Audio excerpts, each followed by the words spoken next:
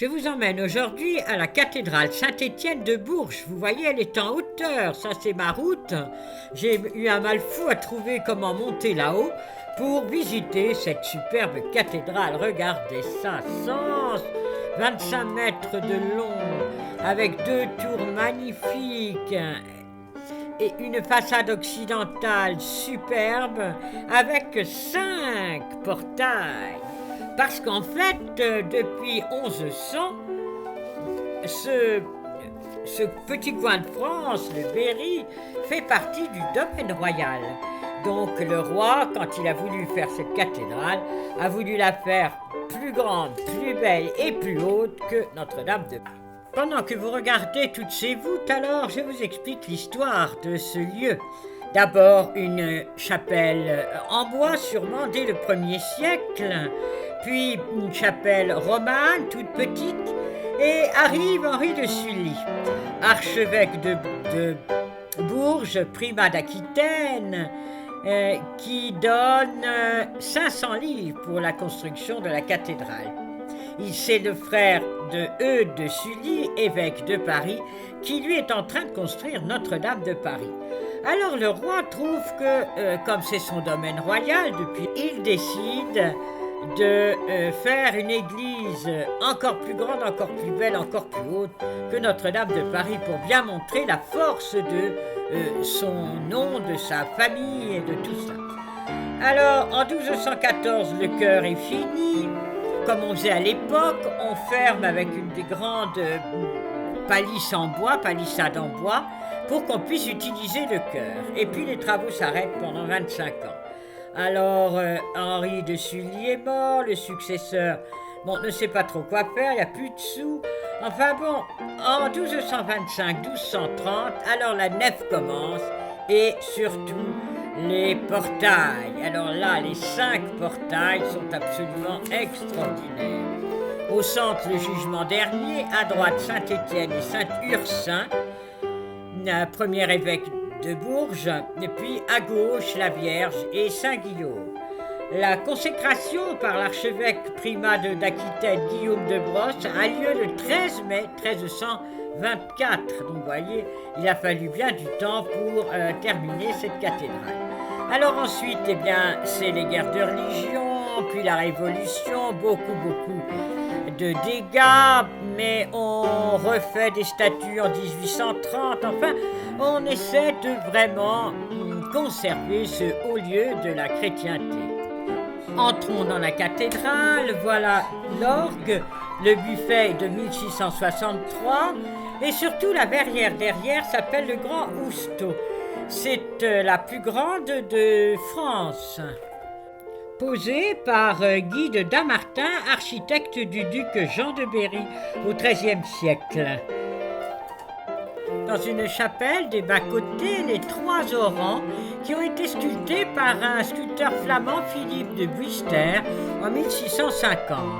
Il s'agit à gauche de Guillaume de l'Aubépine, qui est mort en 1629, conseiller du roi, sa femme Marie de la Châtre et leur fils à droite, Charles de l'Aubépine, garde des Sceaux, qui mourut en 1653.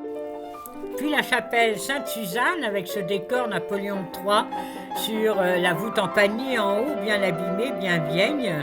Puis encore une fois, un orant. Alors cette fois-ci, il s'agit du maréchal de Montigny, qui est mort en 1617 et qui a été sculpté par Michel Bourdin.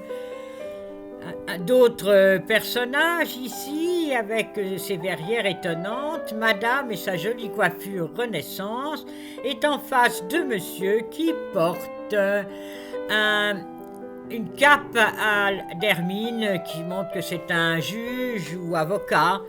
Puis voilà les reliques de Saint-Ursin. Alors là, il faut que je vous dise 3 mots parce que Saint-Ursin est un disciple du Christ et il fut envoyé en mission avec Saint-Just pour évangéliser les Gaules.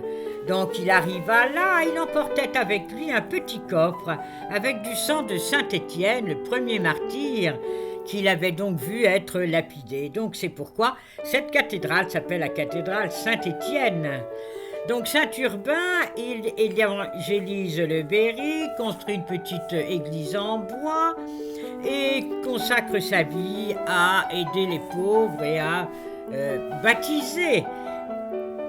Il réussit si bien qu'il a baptisa Léocade, le chef de la tribu gauloise de l'époque, et son fils Loussor.